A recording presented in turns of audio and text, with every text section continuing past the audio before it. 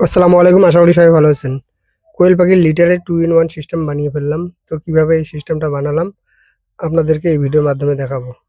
হাঁস, মুরগি, কোয়েল পাখি পালনে সবচেয়ে বেশি যেটা আমাকে সমস্যা করে সেটা হচ্ছে লিটার। অনেক দিনের পরিকল্পনা ছিল কোয়েল পাখির লিটারটা একটা ভিন্ন পদ্ধতি অবলম্বন করা। এর পাশাপাশি অল্প সময় দিয়ে যেন এই পাখিগুলো খুব সহজে পালন করা যায়। তো সেই হিসেবে আজকে এই কাজটা করা। বর্তমানে যে ঘরটা দেখতে পাচ্ছেন, এই ঘরটার মধ্যে ৩ টে রুম আছে। আর এই ৩ টে রুমের মধ্যে ২ টো রুমে আমার কোয়েল পাখির জন্য ব্যবহার হচ্ছে। ১ম এ যখন এই ঘরটা বানানো হয়েছে তখন কিন্তু এই মাচাগুলো তৈরি করা হয়নি। তো পরবর্তীতে আমি এই মাচাগুলো তৈরি করেছি।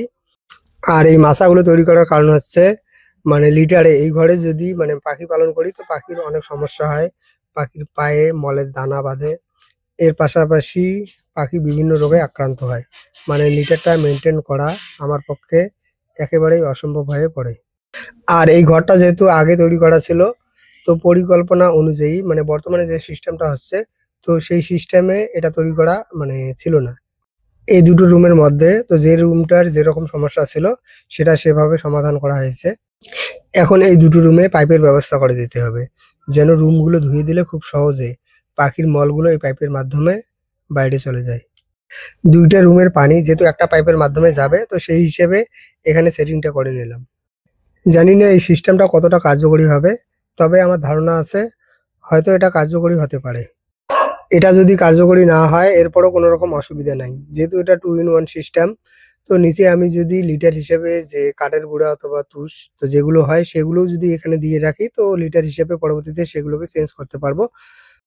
তো এই পাইপের কাজটা করতে গিয়ে মোটামুটি কোয়েল পাখির ঘর পর্যন্ত কাজটা ঠিকঠাকই ছিল। পরবর্তীতে যখন পাইপটা ঘর পর্যন্ত আসে তো এরপরে দেখুন এখানে অবস্থাটা কিরকম হয়েছে। তো বাঁশঝাড় এখানে আছে। বাঁশঝাড়ের গোড়াগুলো তুলতে হবে।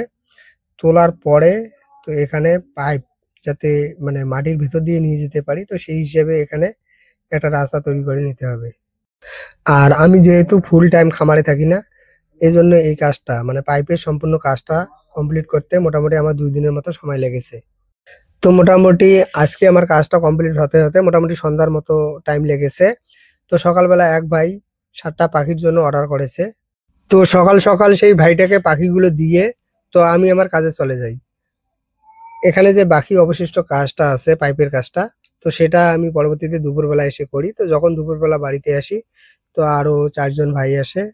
মানে মূলত তারা আসে কবুতর নেওয়ার জন্য। আগের ভিডিওতে আপনাদেরকে বলেছিলাম যে বর্তমানে আমার এখানে ৫ জোড়া কবুতরের বাচ্চা আছে।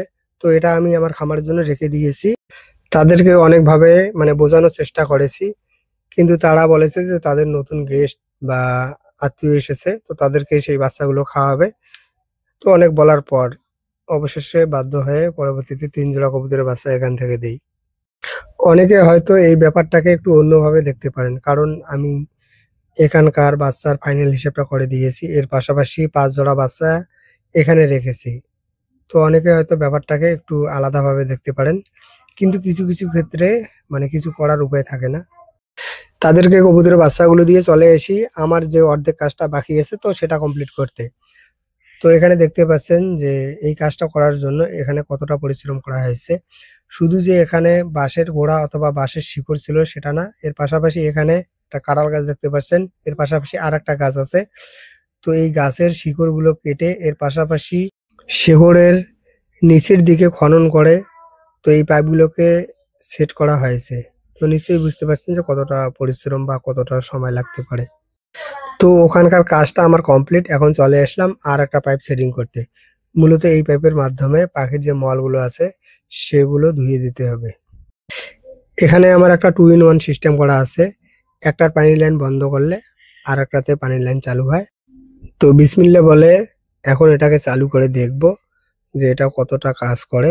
যদিও মল খুব একটা বেশি নাই, তবে আগামীকালকে এটা ভালো বোঝা যাবে। তো ভালো থাকুন, সুস্থ থাকুন। আসসালামু আলাইকুম।